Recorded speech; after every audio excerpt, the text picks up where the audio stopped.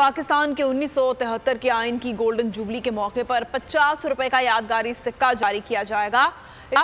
State bank का कहना है कि आइन पाकिस्तान की गोल्डन जुबली के हवाले से 50 रुपए का यादगारी सिक्का आज स्टेट बैंक के तमाम एक्सचेंज काउंटर्स और फील्ड ऑफिस के जरिए जारी कर दिया जाएगा। 30 मिलीमीटर सिक्के का वजन 13.5 ग्राम, जबकि सिक्का तांबे और निकल का मुरक्कब है।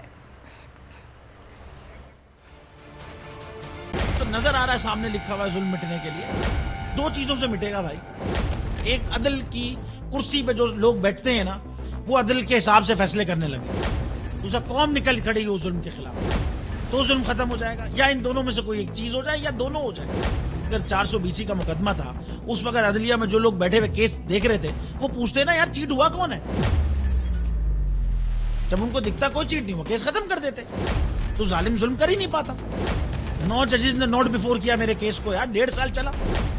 शख्सी जमानत का केस, सेम केस इस्लामाबाद में कर दिया। एक ही इल्जाम पे 2 केस हो नहीं सकते भाई। मतलब 60 दिन का वक्त होता है। 102 दिन के बाद मैं जीत गया, केस बरी हो गया।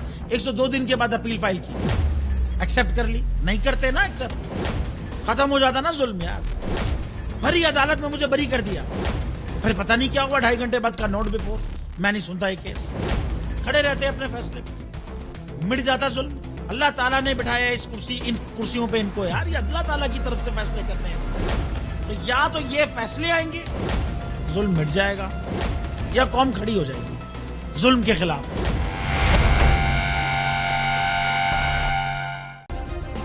सब्सक्राइब करें और बेल दबाएं ताकि कोई खबर रह न जाए।